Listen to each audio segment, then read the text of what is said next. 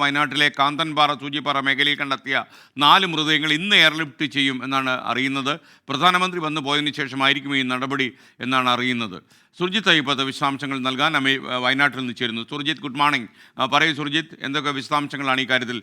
യഥാർത്ഥത്തിൽ ഇപ്പോൾ ഈ 4 മൃതദേഹങ്ങൾ ഉള്ളത് എവിടെയാണ്? ഇന്ന്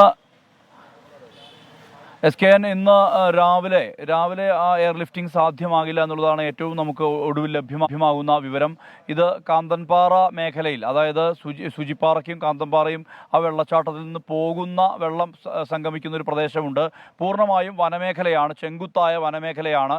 ഇവിടെയാണ് ഇന്നലെ തെരച്ചിൽ സംഘം എത്തിയത്. റിപ്പണിൽ നിന്ന് പോയ ചാമ്പ്യൻസ് ക്ലബിൻ്റെ പ്രവർത്തകരും ഏതാനും SDP-യുടെ ഭാഗമായുള്ള പ്രവർത്തകരുമാണ് ആ മേഖലയിലേക്ക് എത്തിയത്. 8 അംഗ സംഘം അവിടെ എത്തുകയും തെരച്ചിൽ നടത്തുകയും ചെയ്തു. ആ തെരച്ചിലിലാണ് 4 മൃതദേഹങ്ങൾ കണ്ടെടുക്കാൻ കഴിഞ്ഞിട്ടുള്ളത്. ഇന്നലെ രാവിലെ 10 മണിക്ക് അവർ ഇങ്ങനെ മൃതദേഹം കണ്ടെത്തിയെന്ന് റിപ്പോർട്ട് ചെയ്തതാണ്. ഛിന്നഭിന്നമായ നിലയിലാണ് ശരീരഭാഗങ്ങൾ ഉള്ളത്, അഴുകിയ നിലയിലാണ് മൃതദേഹം. അതുകൊണ്ട് തന്നെ ഈ കൈക്കൊണ്ട് അത് മാറ്റുക എന്നുള്ളത്, അത്തരത്തിൽ ഈ ഗ്ലൗസും മറ്റും PPE കിറ്റുകളും ഇല്ലാതെ അത് മാറ്റുക എന്നുള്ളത് പ്രായോഗികമല്ലാത്തൊരവസ്ഥ ഉണ്ടായിരുന്നു. ഇതിനിടയിൽ ഹെലികോപ്റ്റർ ഇന്നലെ ഒരു തവണ വന്നു, അത് സ്ഥലം കണ്ടെത്തി തിരിച്ചുപോയി. വീണ്ടും ഒരു തവണ കൂടി വന്നു. ഇവർ ഈ PPE കിറ്റ് അടക്കം ആവശ്യപ്പെട്ടു. പക്ഷേ ലഭിച്ചത് 2 സെറ്റ് ഗ്ലൗസുകളും അതോടൊപ്പം തന്നെ 3 ബാഗുകളുമാണ്. മൃതദേഹം സൂക്ഷിക്കാനുള്ള 3 ബാഗുകളുമാണ്. അതുകൊണ്ട് PPE കിറ്റില്ലാതെ മാറ്റാൻ കഴിയില്ല എന്നുള്ള നിലപാട് ഇവർ എടുത്തു. 3-ാം തവണ ഹെലികോപ്റ്റർ വീണ്ടും വന്നു.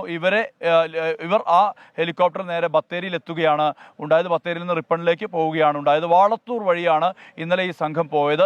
അതുകൊണ്ട് തന്നെ ഇന്നലെ മൃതദേഹം മാറ്റാൻ വേണ്ടി കഴിഞ്ഞിട്ടില്ല. ഛിന്നഭിന്നമായ നിലയിൽ, അഴുകിയ നിലയിലാണ് മൃതദേഹമുള്ളത്. ഇന്ന് ഉച്ചയ്ക്ക് ശേഷം അത് അവിടെ നിന്ന് 4 മൃതദേഹം എയർലിഫ്റ്റ് ചെയ്യാനുള്ള നീക്കമാണ് ഇപ്പോൾ നടക്കുന്നത്.